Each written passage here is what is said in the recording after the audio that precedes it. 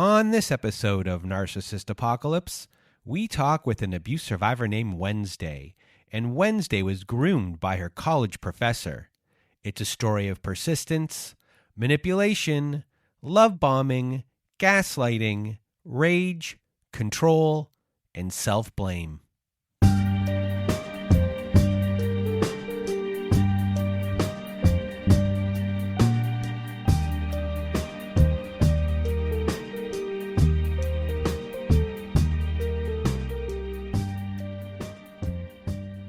Welcome to Narcissist Apocalypse, everyone. I am Brandon Chadwick, and with me today we have Wednesday. How are you? Not too bad, Brand. And you? I am doing well. Thank you for asking. And if you want to be a guest like Wednesday is today, please do go to our website and click on our guest form at the top of the page at narcissistapocalypse.com and either fill out that guest form or just email us at narcissistapocalypse@pm.me. Also at our website, you can join our newsletter. We have a newsletter, everyone, and that includes a workbook, a free workbook for this episode and all episodes that will be coming after this episode. And people are really finding our newsletter very useful. It's a valuable tool. And it is 5 things inside that newsletter that you'll find very useful. And the 6th thing, the extra thing, is a downloadable workbook for this specific episode and all future episodes. So go to our website and it's on the front page. You can sign up to our newsletter, or you can just click on the link in our show notes. It'll take you straight to our sign up page. And this episode does have a content warning, as we do discuss child sexual abuse in this survivor story, as well as adult sexual coercion and sexual assault. And we also discuss suicidal ideation and, a detailed part of those thoughts as well. So that is your content warning for today. And today you're going to hear Wednesday's story. And Wednesday was groomed by her teacher at college, and he was persistent. And once he got his foot in the door, he made Wednesday feel special. And from there, things slowly escalated. And once Wednesday moved in, the control became more pervasive. And a lot of you will get validated by Wednesday's story today. And we just really want to thank Wednesday for being here with us today. And now I'm going to get out of my way and your way. Wednesday, the floor is now yours. Thank you, Brandon. So, like many before me, I'd like to start with my own background, my own family background, if that's okay. So, I grew up in a small town in the province of Quebec, and my family was very Catholic, like big believers and like church people and stuff like that. My uncle, he would have the habit of just like grabbing my ass when I was a kid and like telling me like, "Oh, whose ass is this?" And just be like, "Well, it's mine." And he would say, "No, no, no, it's mine. It's your uncle's ass." And just like I learned from a very young age that my body didn't belong to me, that it belonged to everybody else. And I guess that's when the people pleasing began. So I would always be the one who would be pushed to do it against my will. And like my mom, like she would walk around the house naked. Like I've seen like my mom naked more than I've seen myself, let's say, for a very young age. And I always felt uncomfortable with this. And she would always blame me for what she felt when I tried to tell her that I was uneasy with some of her behavior, or what she told me would hurt me or something like that. And she would always turn it against me, like telling things like, "Oh, look at what you've done. You've made your mom cry," and stuff like that. Like, "How dare you?" Words like this. So at a very young age here, your mom is putting her emotional needs in your hands, and you feel like you have to then kind of walk on eggshells to not make her upset, but to also make her happy. Yeah, exactly that. And like I remember, like I was head against the wall when I was a kid, like just to calm myself down and just wishing that somebody would come and help me, not my parents. Let's say like my dad was very emotionally unavailable, not a bad person, just not there very often. And like my mom was a big deal. I would say like she took a lot of place, and she was diagnosed with depression when I was very young. So having my mom around the house, like not feeling good and like blaming everybody else for her misfortunes and everything. I always felt like my sister was the golden child because she was the first kid in the whole family, let's say amongst my uncles and aunts on that side. I think I was probably like the third or something. But I always felt that it was unfair. Like she always had like more attention, and I was the one that could take care of herself on her own and play puzzles for hours and hours and just do my thing and draw and watch Disney movies, like just to get myself occupied. I remember the first time I had suicidal ideation was when I was 8. I remember coming back from a friend's house, like on a neighboring street where I lived, and just having cars passing by, wondering, oh, if I jump in front of that car, would anybody miss me? And of course, I didn't do it. I was too scared. I didn't really want to die. But like, still, I was wondering, like, really, would somebody miss me? Would somebody cry? Or because I really didn't felt love. I even tried to run away at some point. Like, I had made a list of the little things that I wanted to bring with me. And my mom found it and she laughed at my face. She was like, "Oh, you want to run away?" Blah, blah, blah. And I was like, "Well, yes." And she was like, "But why?" I was like, "Because I don't feel loved," and and stuff like that. And I don't know. I don't remember the rest of that conversation.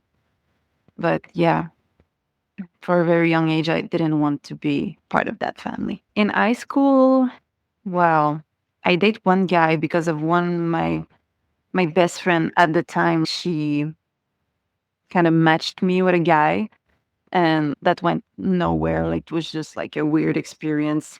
And after that, it was when I had my first real boyfriend. Was when I was in Cégep. It's kind of college, we call it also, but it's in preparation for a university program. In that program, I made a boyfriend. He was like very nerdy, and like I never had interest really from the, let's say, the opposite sex.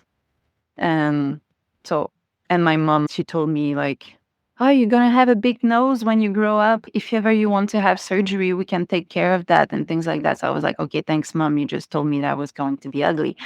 And for people who are listening, if you don't have a little trumpet nose, like you're perfect, you're fine, you're beautiful. So don't worry about that. So yeah, very low self-esteem.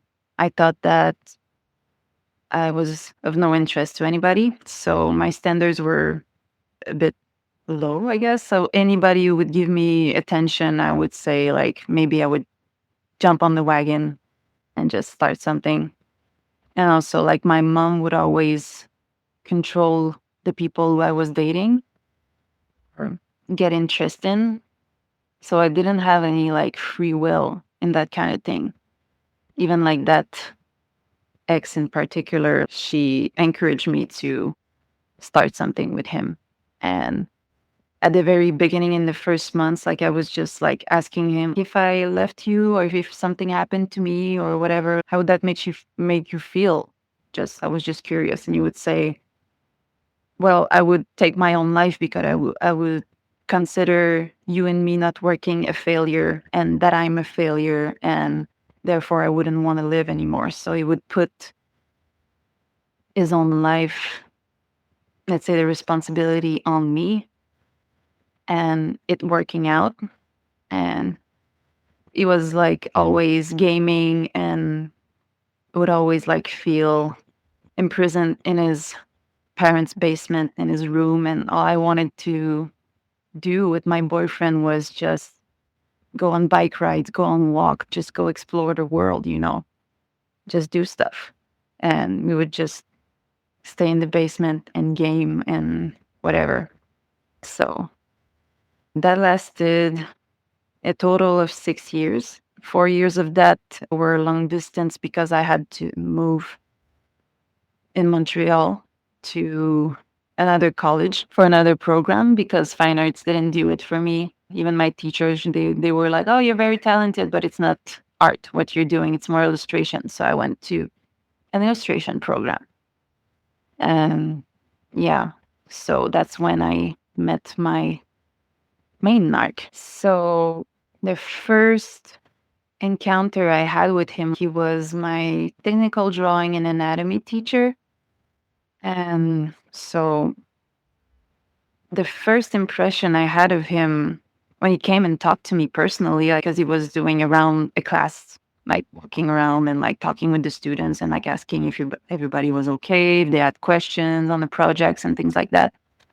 And the way he interacted with me, I felt this is my uncle.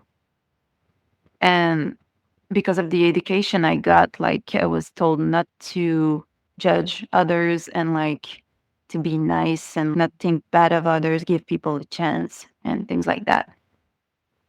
Like the way he moved, I felt like he thought of me as somebody attractive to him or something. And I found it like there was like red lights coming on. And I was always told not to trust my instinct, even if it was good for me a lot of times in my life. And yeah, and also like when I entered that program, I was a bit older than everybody else. So I was like, oh, maybe like the fact that I'm not 17, like he feels like freer to do that with me. But I always looked rather young and I guess like a Lolita kind of physique, if that makes sense. I don't know, like a grown up that looks like a kid. And yeah, I would later found out that it's really something he was into. So yeah, he would talk to me and always called me like, hey, beautiful, hey, pretty, and stuff like that. And I was like, always found it like a bit like it wasn't okay for him to say things like that. And I find out that he would talk to other female students this way and things like that. And I would still find it inappropriate. But yeah, years went on like in the program. And at some point I failed a class and I had to go back to school and like my self-confidence was really low and I had to change my neighborhood.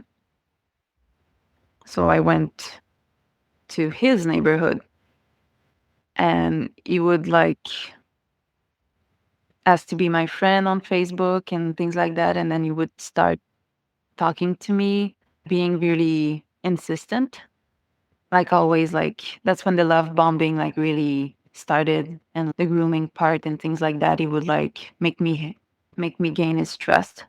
Now that I look back on it, and he was doing it under the guise of, oh, I want to be your friend. And I was like, okay, like I'm not a minor, like I'm of legal age. I guess it's all right or something. I'm supposed to keep it a secret. Also, he asked me to delete the conversation on the Facebook Messenger app. So he was telling me, oh, I was like act a few years ago and like he was saying like, oh, I'm on a school computer. Like they would give him like a computer and he would work on it from home. And so he would say, oh, like the school is so, what's the word? Sort of keeping tabs on him. Like that's what he would say. Oh, just in case for security, we have to keep it secret. So yeah, I wouldn't be able to really talk about it with my friends at school. I would tell them though that he would invite me to take bike rides with him and he would show me the city and things like that and parts of the city that were really important to him and like old buildings. And it was like I was having like a free tour guide, like giving me like a bike tour of the city. At the time I was like, oh, that's really nice. Like also I have to say at this time, I'm still with the guy I met when I was in my fine art program, the long distance relationship. And at that time, like, he would force me to always report back to him and stay on my computer all evening, just like in the hope that he would talk to me while he was gaming or something like that. So I would always wait. Okay, so here is a moment where you're dating someone your age. They're not giving you the time or day that you want from them. And now here is this older man who happens to be your teacher, who's being really attentive to you. You deep down know it isn't right. You're being told to keep secrets, but you've been told, your whole entire life to comply to certain things. So you're not saying, hey, you're not alerting anyone, which kind of leaves the door open here for this person to slowly start putting their claws in you as far as winning you over. The door is open, their foot has stuck in there, so it's not closed. And a lot of the time we hear these things with people who are persistent, that all they need is to have their foot in that door. And once it's in that door, even though the person's gut feeling at first was have this person stay away, as long as they're able to hang around, eventually they're going to figure out what to say. Some sort of charm that they have. They're going to figure out a way to win you over. So with you, what became those things? Well, he would take me like to restaurants that I never tried before. Like, the boyfriend that I had at the time was a very difficult person, like food wise. I would think like he only liked little kids' food, like chicken nuggets and like hamburgers and stuff like that. And we getting out with him was really hard. And sort of like with my teacher, like, it was way more easy. And he liked to help me move in my apartment in his neighborhood and stuff like that. And like, now I realize like he wanted to have, like you said, a foot in the door and have an eye in my life and stuff like that. And yeah, and it was just so strange now that I think about it. And also, like, he at the time I didn't have a very good phone, what is it, subscription. My phone plan was very bad. And so I would tell him, oh, I have a limited amount of minutes and things like that. And he would always push the limit until he went over. And I was like, well, I'm being charged over and stuff like that. And he would take that as an excuse. "Oh, I'm going to come over. I'm going to give you $50. I'm so sorry." I was like, no, don't come over. My place was a mess. I was so depressed, and I didn't want him to see the state my place was in. And I was very shy. And also I didn't want to have him over just basically at my place. And I pretended that I was in the shower and stuff. And he still went in, pushed the boundary again, and just came in. And when I heard the knock on the door, I got so scared at some point because I'm not sure. It was just like another person not respecting my boundaries. And yeah, but still, like, the relationship, the friendship went on after that. We would go do our groceries together and things like that. And at some point, back from a bike ride, he invited me over to his place. And when I left, he gave me a kiss on the neck and smelled me. And also, I felt uncomfortable with that in a way because I felt, oh, maybe he's into me.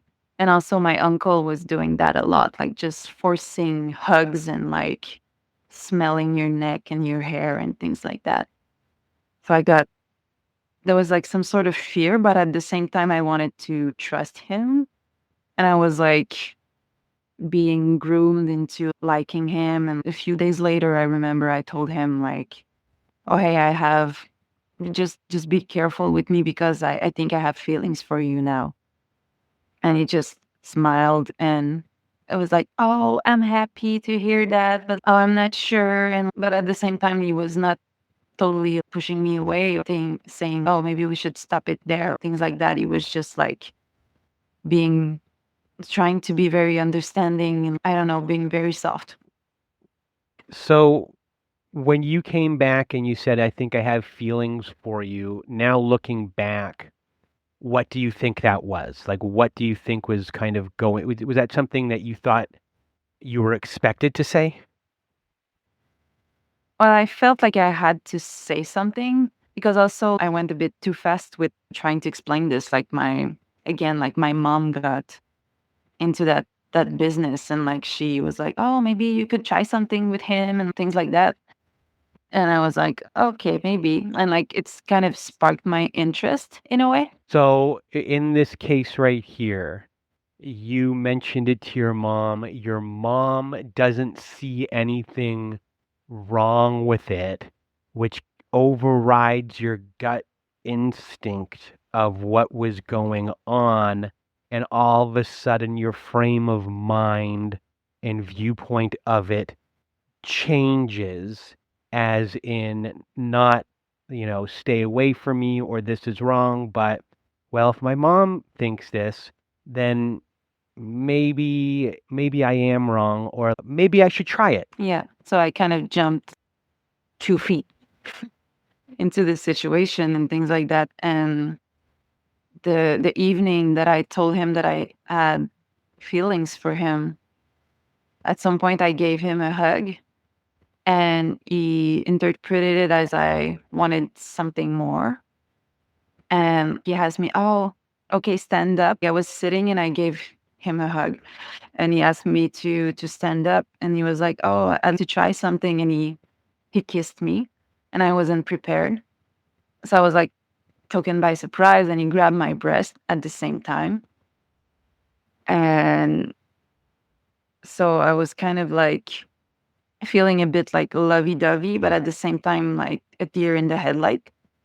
I didn't know what to do. I wasn't mentally prepared and education-wise, like emotional education-wise, I wasn't prepared also for that kind of stuff. And I didn't say anything. I didn't know what to say. I was like, oh, if I say something, maybe he's gonna get angry. And that might complicate things, and I don't want that because I was like very conflict avoidant also. Kind of still am, but like I'm working on that. And so this relationship lasted for about 6 years. So I think I was like 24. Okay, so you're 24 years old. He's deep into his 50s. So he's 55 to 57-ish, something around there. He is double your age and a little more. Just to give the context of everyone here, plus he's your teacher. So this person groomed you. Did he know a lot about you? Or have you told him a lot about your life at this point of like where you were? Does he know kind of what to say to you?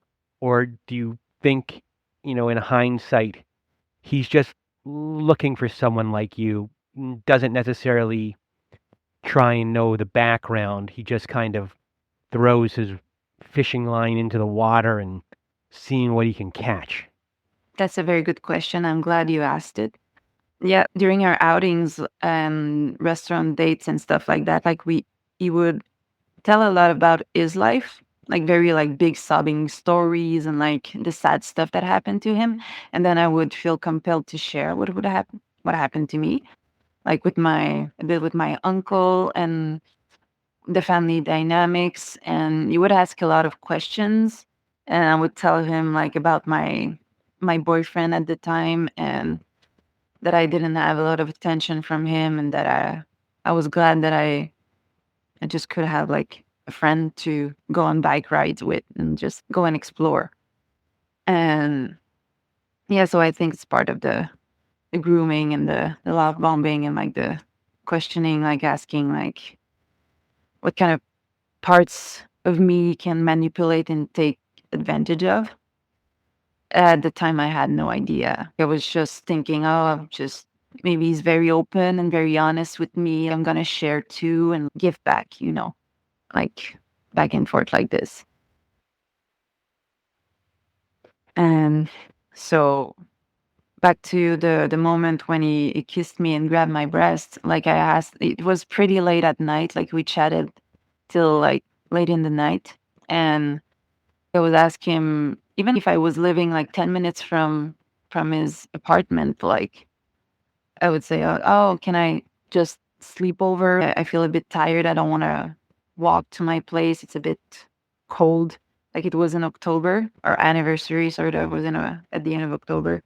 And so he was like, oh, yeah, okay. Like we slept in his bed and we had sex for the first time that night. It all went like super fast. And it didn't went at all like I thought it would. Like when I asked him, like, can we wear protection? I'm clean and everything, and like all of the other people I had sex with are clean too, and and things like that. And I was like just flabbergasted. I didn't know what to say or do. So we had unprotected sex for the first time. We had a sexual relationship. And yeah, so I remember after it was over, kind of being in the bathroom, being a bit scared, like with my pajama sort of on and like cleaning myself. And you would just walk naked and in the apartment and pass by me. And you would say, oh my God, this was so good. Like I needed this and blah, blah, blah. It was like I didn't have sex for a year or something. And I really needed that. And I was just like scared.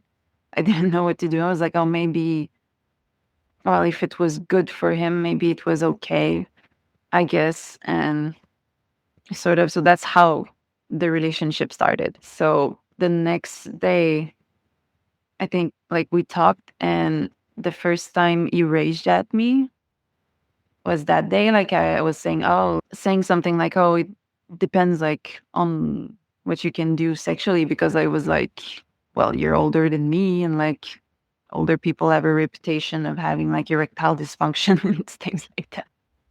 And like it was all functioning and stuff like that. But I didn't know that I was rude in my words. Like I felt really bad, and he was just like taking it very personally and raging and not being happy. And he was like, oh, I'm not sure if it's this gonna work and stuff like that. And I was just like, well, we can work on this. Just talk to me. Like we can go through this. And yeah, so that was the first time, like the big rage. And even like in his classrooms, like he would try to make us trust him with his words. And when the class didn't go like he wanted, like he would just go like into a big speech, angry speech, and like blaming everybody, like that it wasn't working, and oh, you're all so unprofessional and yada yada yada. And yeah, I didn't want it to see like those red flags. At the point I was like, okay, like I'm into this relationship, I can get out or something.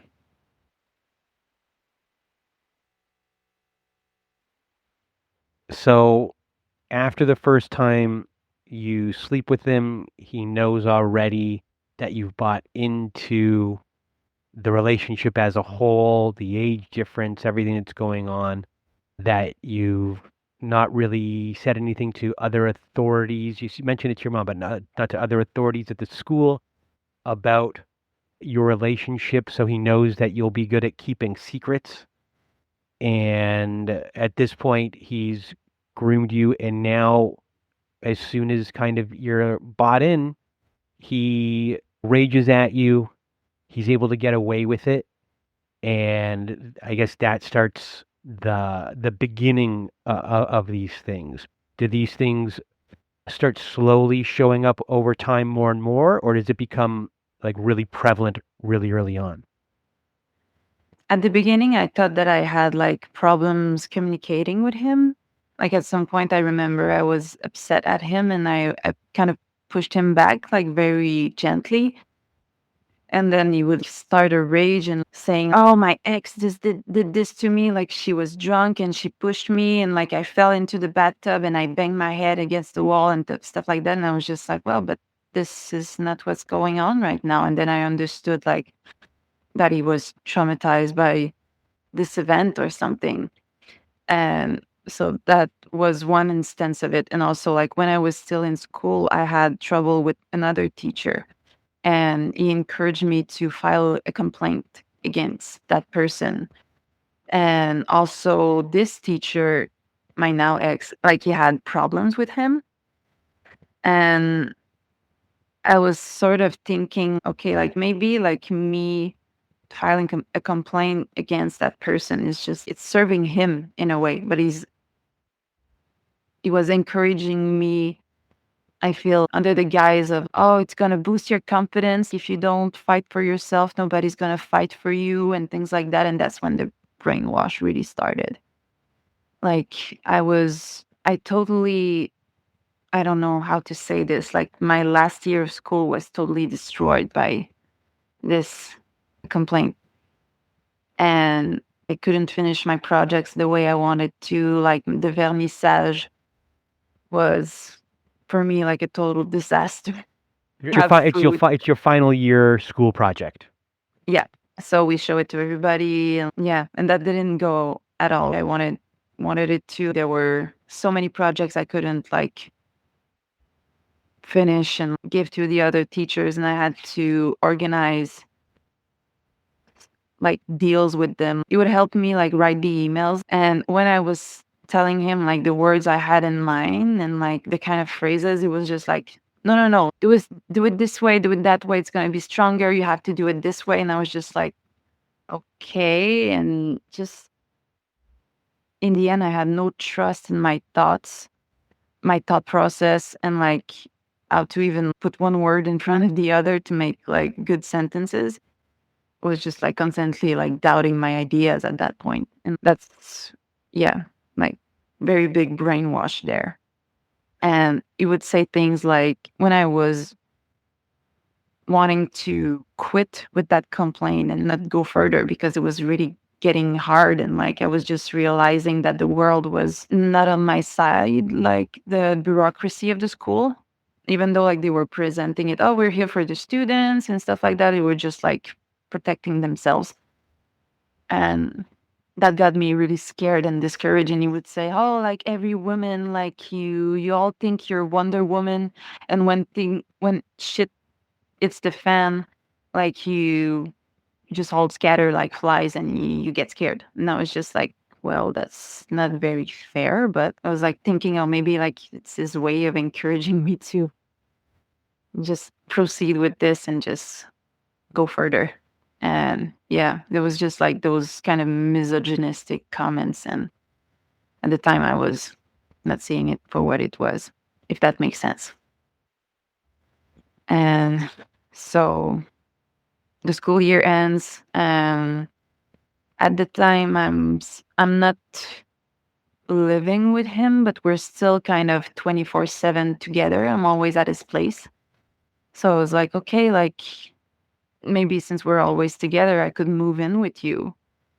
And he would refuse and things like that. At the beginning, he said no. Like he was like, oh, you have to be sure of this. I think he was like, oh, I'd like it better if you keep your own place and we keep it like that. Eventually, like he accepted and I moved in with him.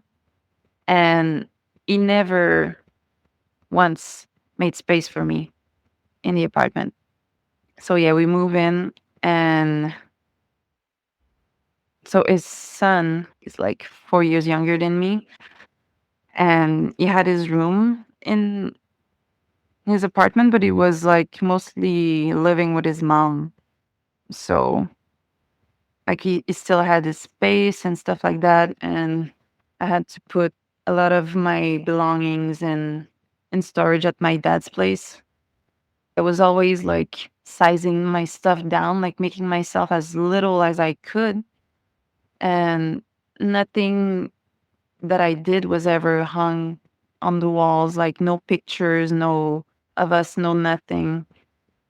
And it was always like him all the time, everywhere. It was just like, it was even like when we had like fights and things like that, he would tell me like, "Oh, I invited you into my home. I brought you in, blah, blah, blah." And I was just like, okay, so.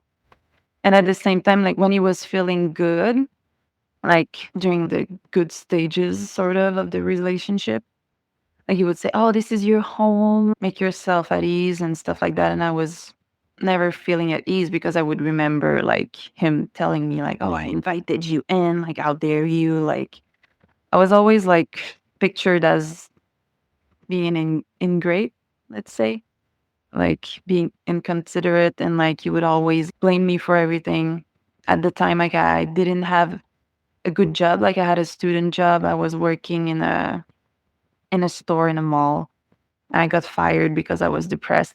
And so I wasn't able to work for about 5 months or something. And I had a bit of money on the side, but then like at some point it ran out. And he was really not encouraging. He was always like telling me like, "Oh, you need to make your portfolio. You need to start working as an illustrator." And I was just like, yeah, but like with the bad ending of the year that I had with the complaint and like the final projects like being shitty and stuff like that, I had no confidence in me being able to be an illustrator.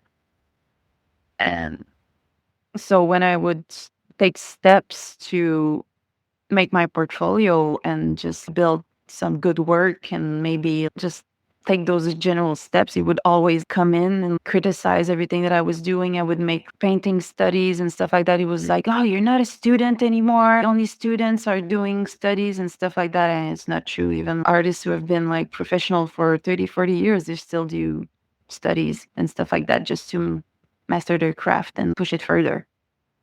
And I was told like to jump in and apply for like big jobs and things like that. And you would tell me like, "Oh, your portfolio is still not ready."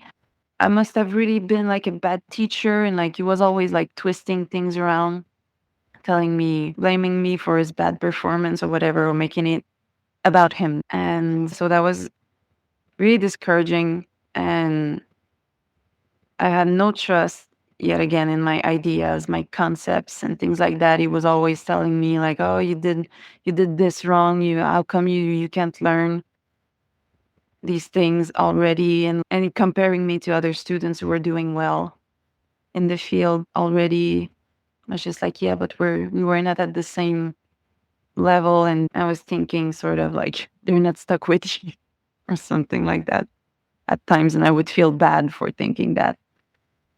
And at the time also, like I still wasn't talking about the relationship to anyone because he groomed me saying, "Oh, I never talk about bad things about my relationship, not even to my friends. Like when it's over and things like that, I always give a good sort of report or stories um, about the relationship he had and not talking bad about the person." So I was kind of groomed into thinking like I can't talk shit about him. Sorry for cursing.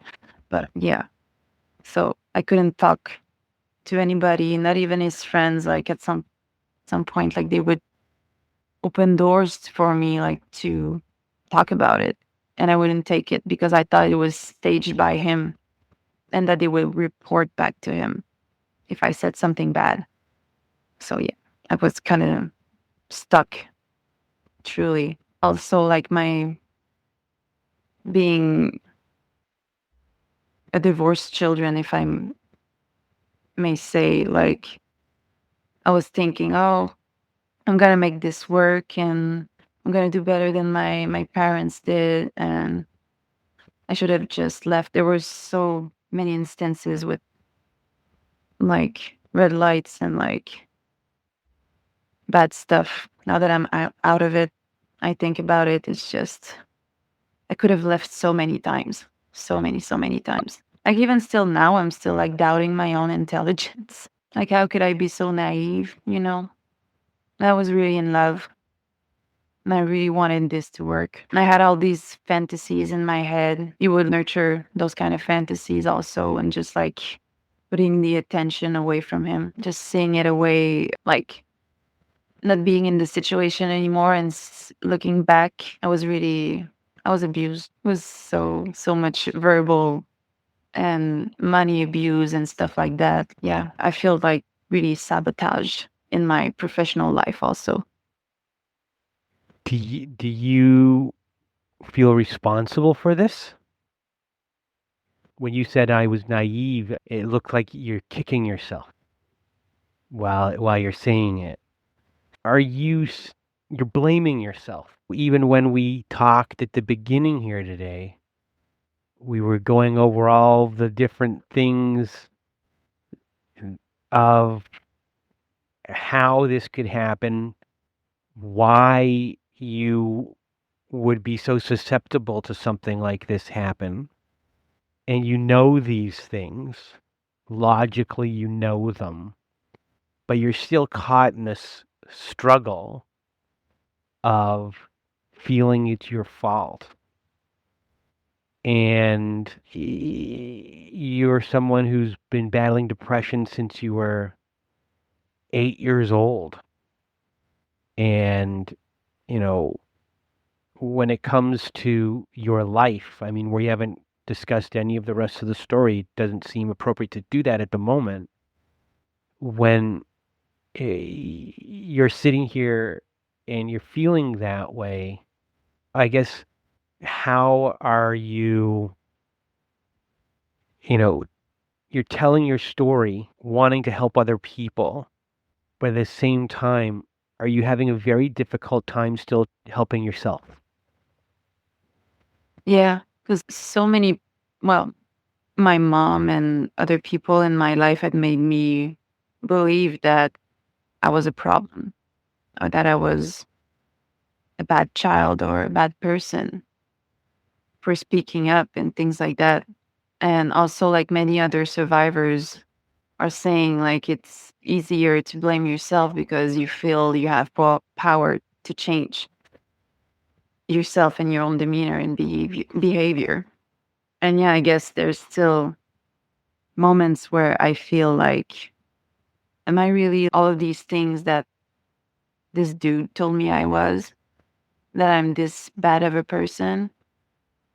Even though I'd like to believe that to heart I'm a good person. Of course, I have my bad qualities. Everybody does. And I'm angry at myself for being fooled also. But you weren't fooled. You weren't fooled in the sense of you being hoodwinked in that sense. You were groomed and shown what they wanted you to see. And that's not being fooled. They're showing you a Lamborghini. You have no idea that underneath that Lamborghini is a 1981 K car, if anyone knows what that is.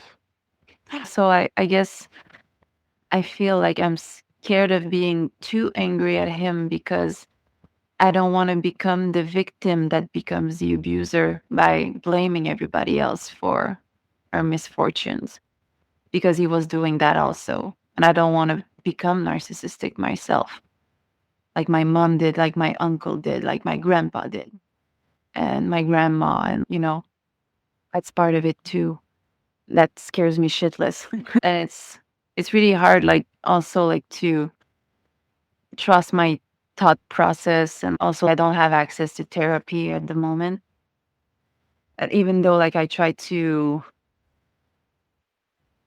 get all of the pieces of the puzzle together and understand the mechanics of abuse and toxicity and things like that, even though I know all of these things, and like putting them in application, sometimes it's so hard, because I feel like all my life I've been given like a toolbox or like a rule book, and it's expired or it doesn't have the right tools, or it's like feeling like I've been pushed into life.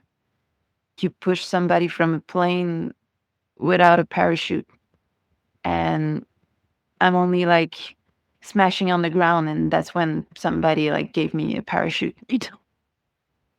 Or like being thrown in the pool without learning how to swim, and you have to learn on your own and not drown.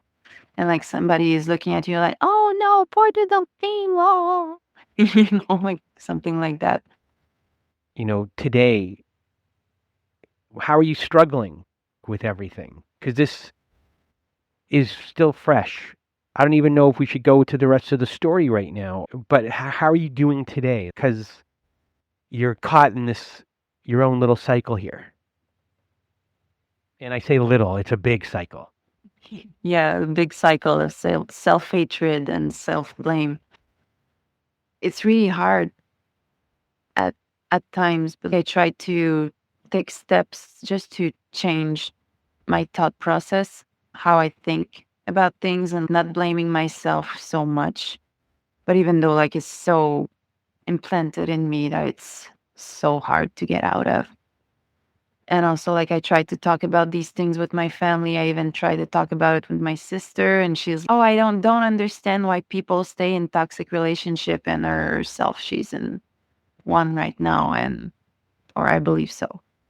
And for longer than me actually. And yeah, it's just like being like the gaslight from other people. It's like being able to see it now, I feel like is a good step forward. Like, who do you trust? Not a lot of people. I trust about 3 or 4 people, and they don't live close to me. I kind of trust my dad, but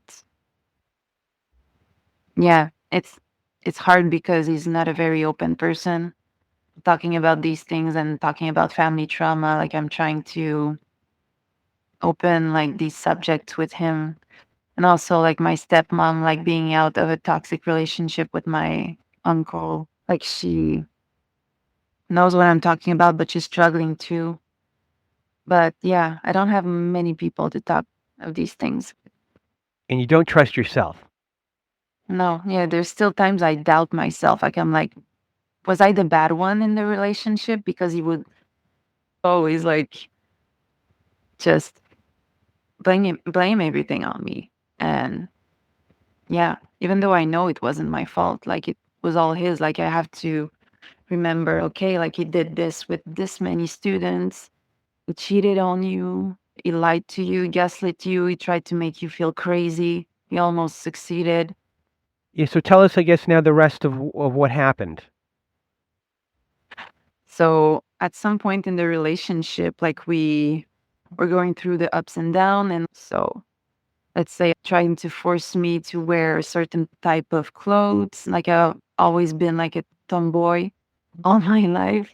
And like wearing skirts and little things that I wasn't comfortable wearing. And I've never been comfortable with the eyes of other people on me because of what happened with my uncle.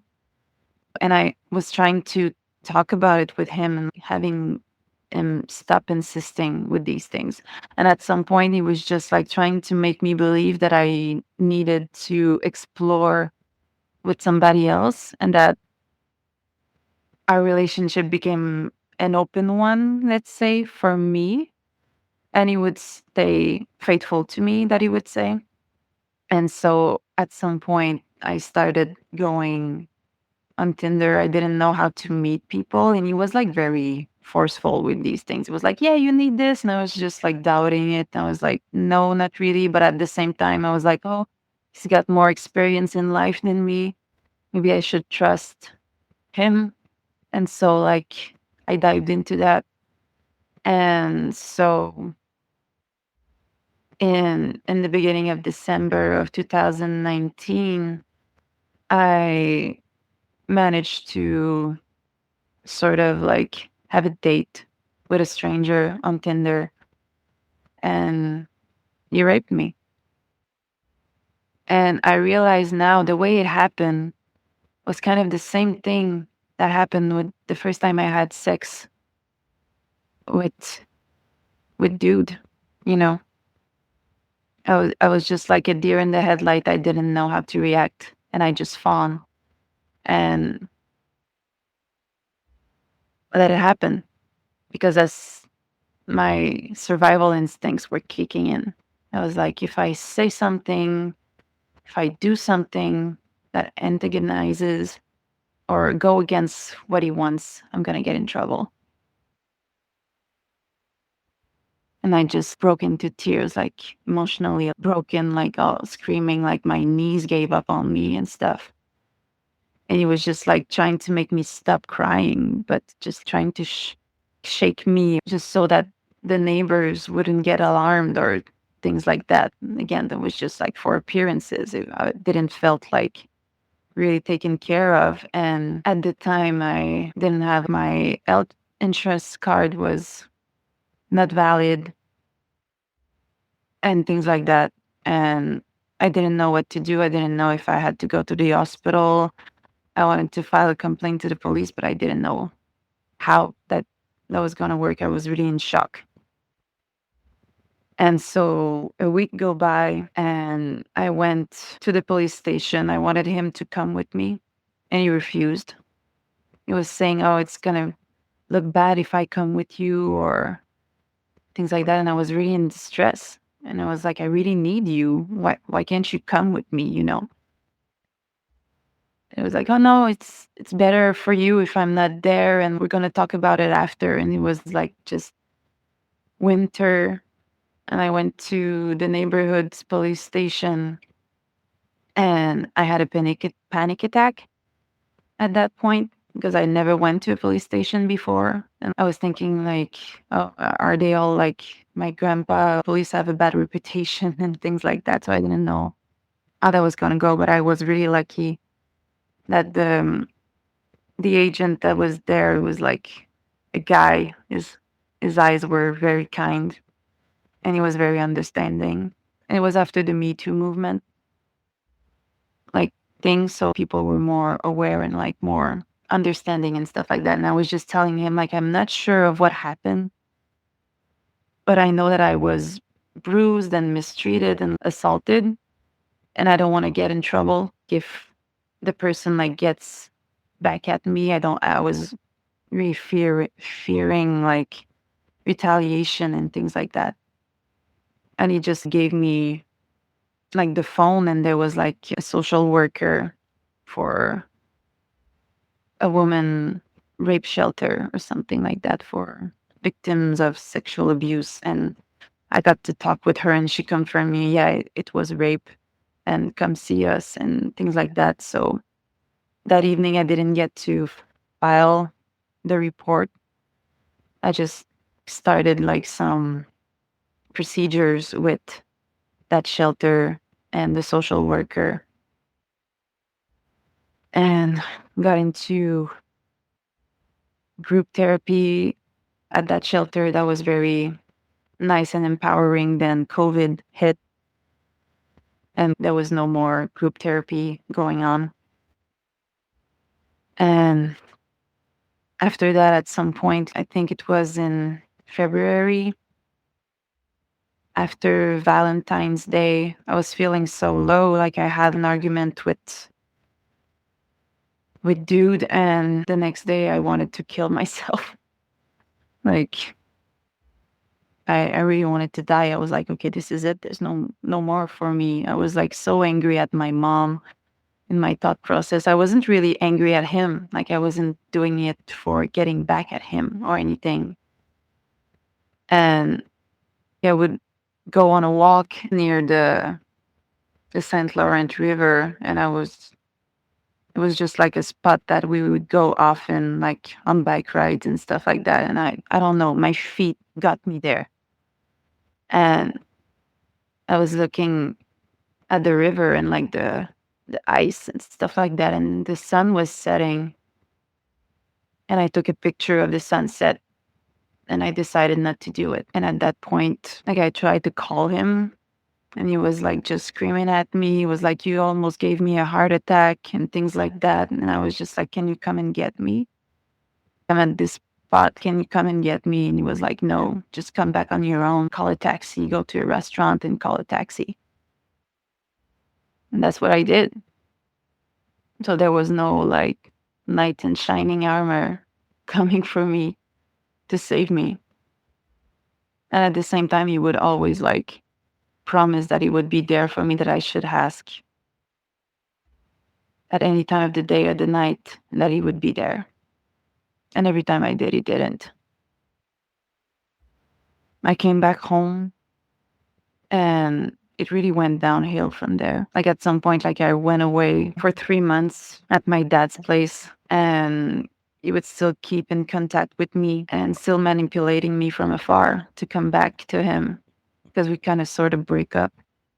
I did. I came back after this, and it was still during COVID. And like as soon as I came back, I saw his face and I regretted it. I was like, okay, this is not gonna go well. And like when I came back, like my dad, like he was really against it. He was just like, please keep your eyes open. This person is manipulating you. We don't like it. And I was like, okay, Dad, you see this. I'm gonna trust you and I'm gonna keep my eyes open. And I did. So I felt like little like investigator, and that's when I spotted that he was cheating. Like he was always like on his Facebook or Google email. And every time I would go into his office, he would always close the tabs. So that got me thinking, and I was like, okay, something is going on. His behavior has really changed. And at some point he had like his Facebook open, and I noticed that he was ordering like a blowjob to one of his married students in the cemetery for the next day. And I was just like, okay, like this is not good. This is not gonna work. And he would still try to gaslight me. He was like, no, this is not what you think. She would have never done it. We would have never done it. And I'm just like, of course you would have done it. In what kind of world do you live in? Do you really think I'm that stupid? And even then, like he almost convinced me. Like I was so confused at that time. All of this happens. You see him for what he really is and what's going on, that, you know, he's not just devaluing you and treating you poorly in that sense, that he's most likely been cheating the whole time. You know, the reason why he didn't want you to move in to begin with is probably because it infringed on his ability to cheat or kind of do things without being seen. So now that you've seen everything, you know, what happens from here? Like I've been like still thinking like, oh, I can still make this work. We could repair this. And he was telling me like, oh, don't let this tint everything we had together and like color everything or stain everything. Maybe that's the better word. And I was like, of course, this staining everything, like it's a big deal breaker for me. You've known this. Like I've told you that if you cheat on me, it's going to destroy me.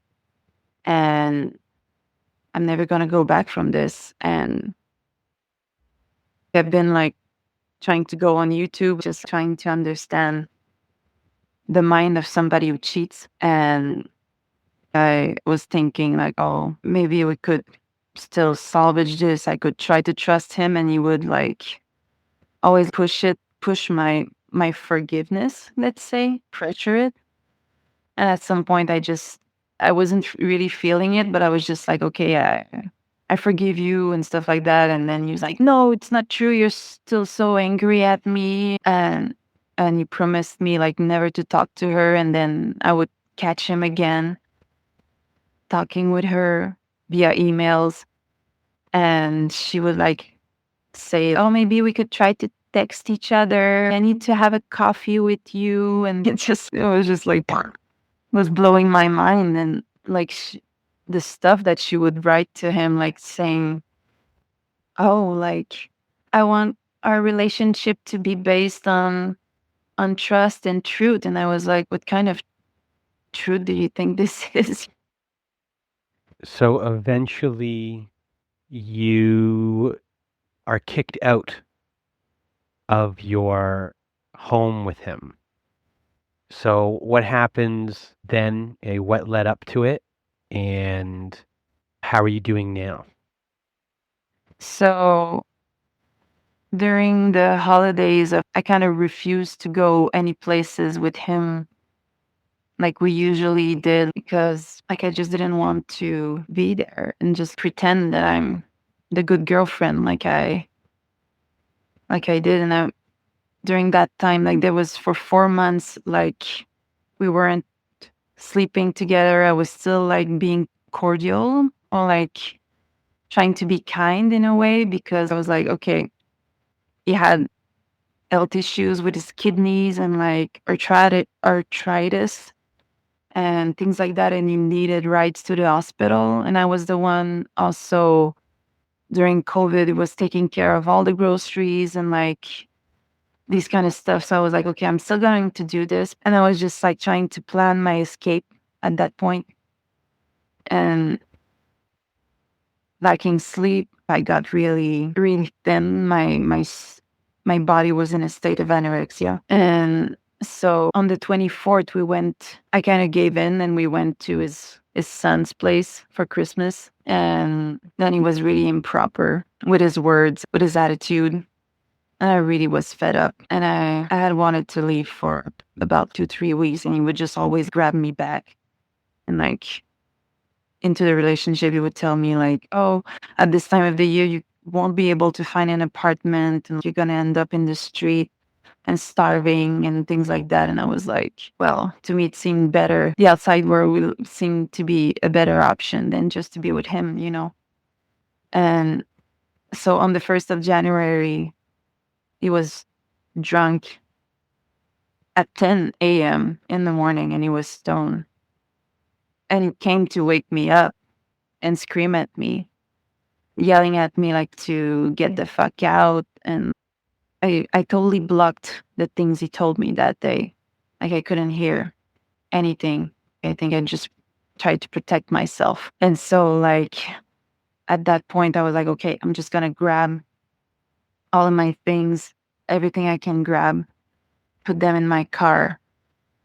And he yelled at me like for 5 to 8 hours. I'm not even sure anymore. At some point, like he started like calling the police. Like he went on the phone and called the police on me. And to me, it made like no sense. Like I didn't do anything. I was just packing and trying to leave. And while I was packing and putting things in my car and like being like so scared and like weak, like he started to close the door upstairs that I never had the key to. And he was like, let's see how you like closed doors, you bitch, and stuff like that.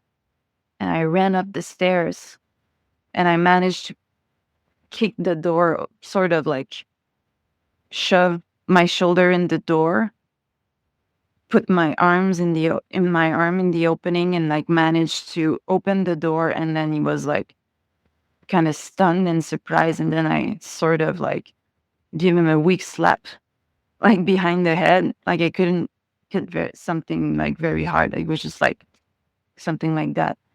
And then I pushed him to the ground because I was really angry. And that's the first and last time that I was physical with him. And he was like, oh, you touched me. How dare you? Like I'm gonna call the police and then they're gonna take you in and things like that. And I was like, dude, like I know all of your tricks. And you know what? Like they just have to come here and make you blow a balloon. And I just have to point them to your computer and you're gonna go to prison, you know? So you better like think of something else really fast because I'm really fed up. I'm getting out of here. And if you try to stop me, it's not gonna go well. Or something like that. And I was like really so angry. And yeah, at some point, like while I was downstairs, like he managed to lock the door and was just like throwing my things in the stairs. Yeah. At some point, like I got scared because like when he locked that door, like I was banging like give me back my stuff, give me back my stuff. And he was just like on the phone. He was like, can you hear that? Like she's yelling at me, like she's very violent. And I was just like trying to tone down my voice and being like, just give me back my stuff. I just want my stuff back. Just open the door, you know? And yeah, so I ran away, even though like I knew that what I did that day was just self-defense. I was still scared because I knew that he was smart enough to twist the thing around and maybe get me into trouble. So I just started the car and like I still had like summer tires on it because we didn't have money to put the winter tires on. And lucky me, there was no snowstorm that day. And I just screamed and cried all the way home to my dad's. And like at the beginning of that day, like I called my dad and I was just like, Dad, can I just come over like maybe the next day or something? I can get a hotel. And he was just like, no, come here now. Do you need me to come over? And I was like, no. The last time when you did come and get me, like, he was really angry and I don't want anything bad happening to you. So it's better if I do this alone. And then after that, I got to my dad's place and just, I got out of the car. Him and my sister went and greet me, sort of, or to meet up with me. And I just started crying and I had supper with them and I didn't eat that day. And I was just like staring into space and like cleaning my fist just like really tight. And like later they told me like, you look like you had like terminal face cancer or something. You looked so destroyed and like sick. And so after that, he tried to hoover me back again. And I just refused to give in. And I was just like, okay, like you're not gonna start the same circus we had last year, you know, when I was here for 3 months. And all the arguments that he would give me was like, oh, I want to have one last vacation with you and stuff like that. I'm just like, no, hell no. I was like just trying to give him a chance to speak his mind and me speak my mind. But I every time it was my turn to speak my mind, he would always did what he always did, like just turn the subject around to him. And at that point, I just hung up and never answered back to his phone calls, his emails. Like he stopped writing to me in this year. And yeah, the story ends like being like last week. I just got my stuff back and that's it. So how are you feeling now? How's your healing process going right now? I'm doing better. Like I stopped smoking a month ago, about today. Well, that's very good for my peace of mind and insomnia and everything like that. Like people think that weed is such a magical drug. It's not.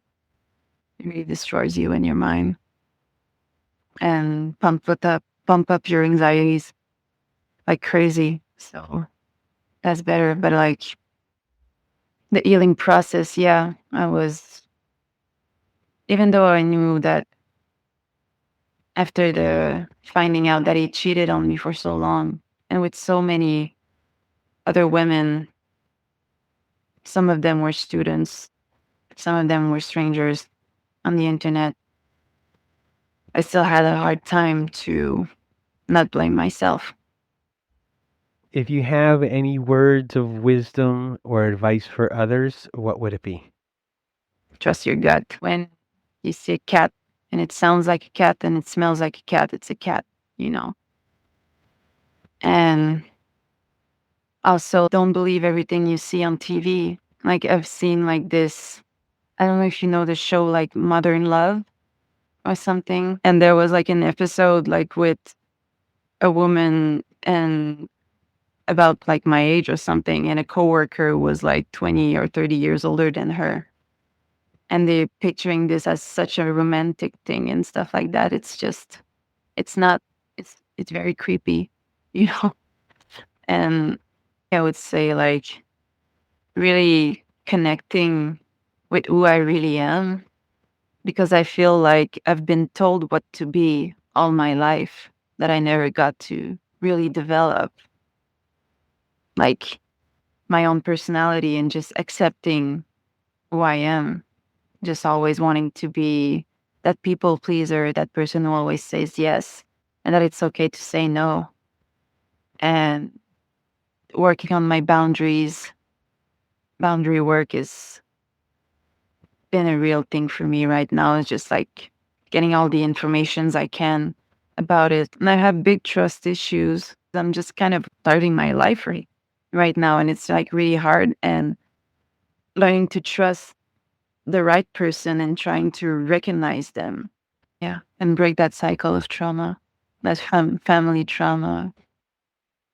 So, for everyone who's listening, everyone, Wednesday, thank you for being on the show here today and sharing your story with me and everyone. So big thank you. Thank you, Brendan, for listening. Well, thank you, Wednesday, for being our guest today. And if you want to be a guest like Wednesday was today, please do go to our website at narcissistapocalypse.com, and you can click on the guest form button at the top of the page and either fill out our guest form, or you can email us at narcissistapocalypse@pm.me. Also, you can join our newsletter, because we started a newsletter, everyone, and it includes a free workbook for this episode. So if you want to have a workbook that you will find helpful to be a companion to this episode, to this survivor story, everything is free. So go to our website and sign up on the front page, or there could be a drop-down menu as well. And as well, there will be a link in the show notes if you want to just go straight there. So that is our newsletter. And also at our website, we have a support group. So if you need support, join our support group today at narcissistapocalypse.com. You'll see that we have Zoom meetings every Wednesday night, Thursday afternoons, and Saturday nights. We have forum boards for you to post on to get the validation that you need from survivors just like you. It is a wonderful group of people on there, and you can make a lot of friends too. So if you need support, join our support group today. And that is it for today's survivor story, for today's episode. So for myself and Wednesday, we hope you have a good night.